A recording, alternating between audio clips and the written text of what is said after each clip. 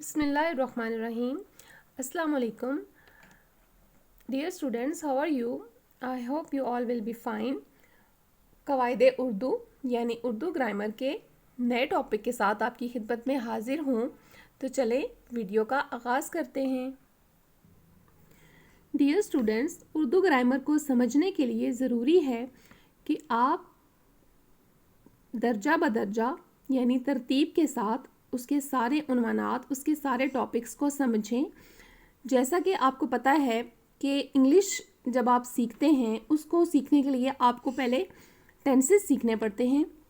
بالکل اسی طرح اردو زبان اور گرامر کے لیے بھی آپ کو ہر چیز بالترتیب ہی سیکھنی پڑتی ہے. اسی سلسلے کو آگے بڑھاتے ہوئے میں نے ایک ترتیب کے ساتھ آپ کو سمجھانا سٹارٹ کیا ہوا ہے. ہم نے اپنی ان ویڈیوز کا آغاز اردو گرامر کا حرف سے کیا تھا, حرف کو سمجھا تھا اور حروف کی اقسام کو پڑھا ہے. ان ٹاپکس کے اوپر بالترتیب میرے چینل پر ویڈیو اپلوڈڈ ہیں. حروف کے بعد لفظ, لفظ کے بعد کلمہ, اسم کیا ہوتا ہے, ان سب کی تعریف جو ہے وہ آلریڈی ویڈیو جو ہے اپلوڈ ہو چکی ہیں. اور آج اسی سلسلے کو آگے لے کے جو ہم ٹاپک ڈسکس کرنے جا رہے ہیں وہ ہے جملہ, اور آج ہم اس کو سمجھنے کی کوشش کریں گے. جملہ لفظوں کا ایسا مجموعہ ہوتا ہے جس سے پورا مطلب سمجھ آ جائے. جیسا کہ آپ کو پتہ ہے کہ حروف کو ملانے سے لفظ بنتا ہے اور ان لفظوں کو ملا دینے سے جملہ بنتا ہے. لیکن ایسا نہیں ہے کہ آپ کچھ بھی لفظ اکٹھے لکھ دیں گے تو وہ ایک جملہ بن جائے گا, بلکہ اگر آپ ان کو ایک مقررہ ترتیب کے ساتھ, ایک معین ترتیب کے ساتھ لکھیں گے تو ہی وہ جملہ کہلائے گا. جملہ ایک اس طرح سے ہونا چاہیے کہ اس کا کوئی نہ کوئی مطلب ہو, کوئی نہ کوئی معنی ہو, اور جن الفاظ کو اکٹھا کر کے لکھنے سے مطلب واضح نہ ہو جملہ نہیں کہلاتا.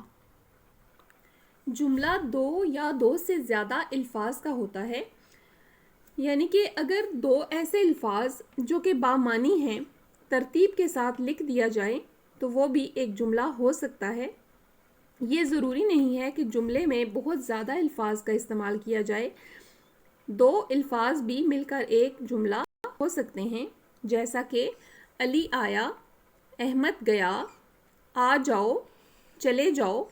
اس میں صرف دو الفاظ کو جوڑا گیا ہے جس سے ایک جملہ بن جاتا ہے, اور وہ اس لیے جملہ کہلائے گا کیونکہ اس سے بات کا پورا مطلب واضح ہو جاتا ہے. تمام الفاظ درست طریقے پر ترتیب دینے سے جملہ بنتا ہے. ایسا نہیں ہے کہ آپ کچھ بھی الفاظ لکھ دیں گے اور آپ اسے جملہ کہیں گے یا جملہ کہہ سکتے ہیں, بلکہ وہ الفاظ جب درست طریقے سے اور مناسب ترتیب کے ساتھ لکھے ہوں گے تو ہی وہ جملہ کہلائے گا. جملے کے سننے والے کو مکمل معنی سمجھ آ جائیں تو جملہ یا فقرہ بنتا ہے. مثلاً خدا ایک ہے, ایک جملہ ہے. اس جملے میں جو بھی بات ہے وہ واضح طور پر سننے والے کو سمجھ آ رہی ہے, اس لیے یہ ایک جملہ کہلائے گا.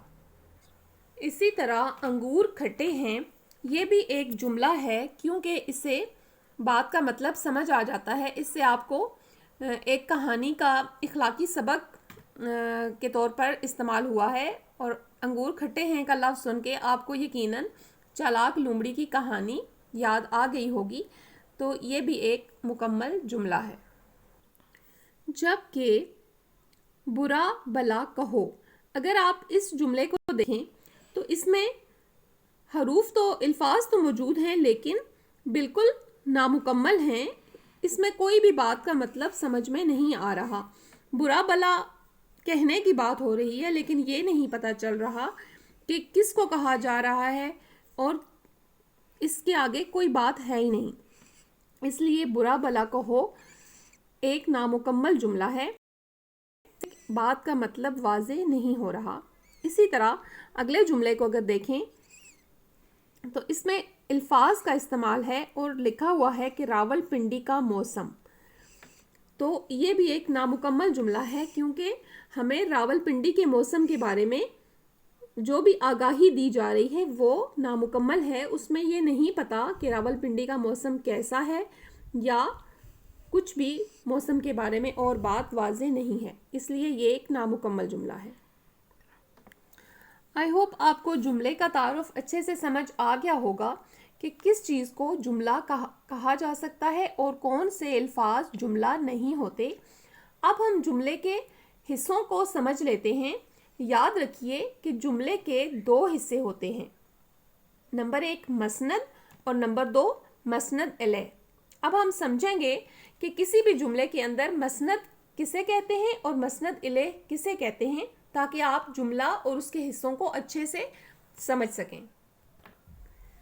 مسند کا تعارف پڑھ لیتے ہیں. جملے کا وہ حصہ جو ظاہر کرے کہ کسی فرد یا چیز کے بارے میں کیا کہا گیا ہے، یا جملے میں جو کچھ بھی بیان کیا جا رہا ہو اسے مسند کہتے ہیں.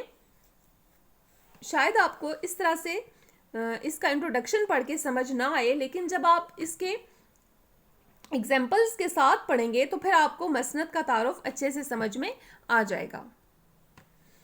اب ہم مسند الیہ کا انٹروڈکشن پڑھ لیتے ہیں.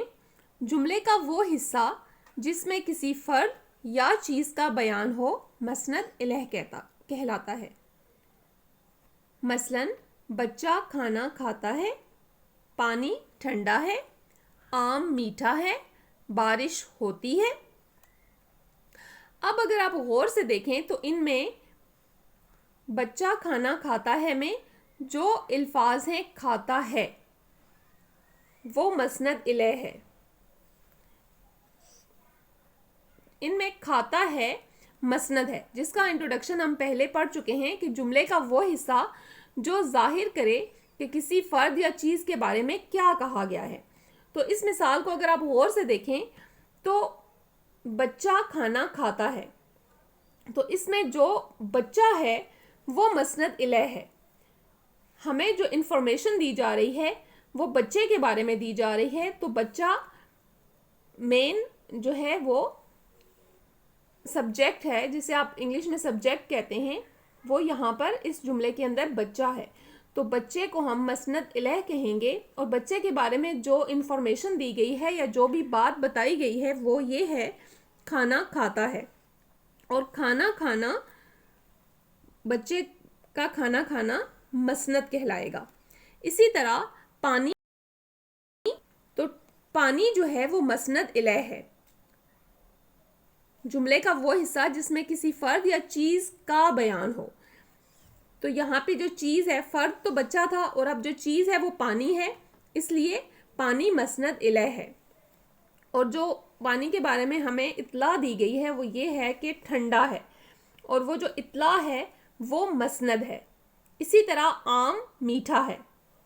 اس مثال کے اندر آم جو ہے وہ مسند الیہ ہے، اور اس کا میٹھا ہونا ہمارے معلومات کے لیے ہمیں بتایا گیا ہے کہ آم میٹھا ہے، تو میٹھا جو ہے وہ مسند ہے.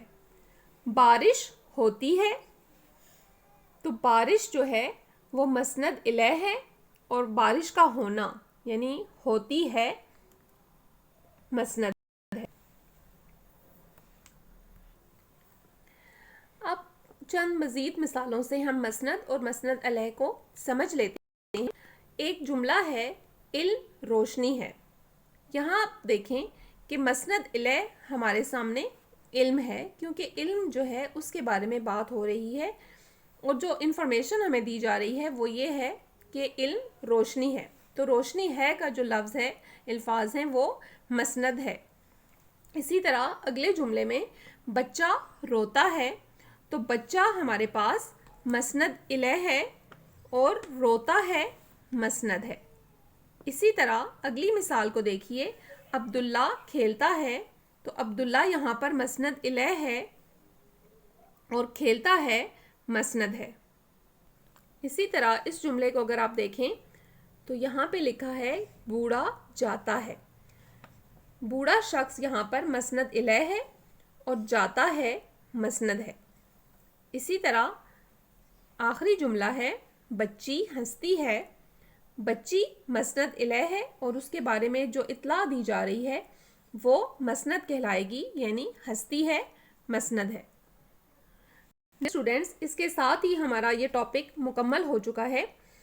آئی ہوپ آپ کو اس کی اچھے سے سمجھ آ گئی ہوگی اور اب آپ کسی بھی جملے سے مسند اور مسند الیہ کو بآسانی الگ کر سکیں گے اور ان کا فرق سمجھ سکیں گے۔ جلدی کسی اور انفارمیٹیو ویڈیو میں ملیں گے، تب تک کے لیے اللہ حافظ۔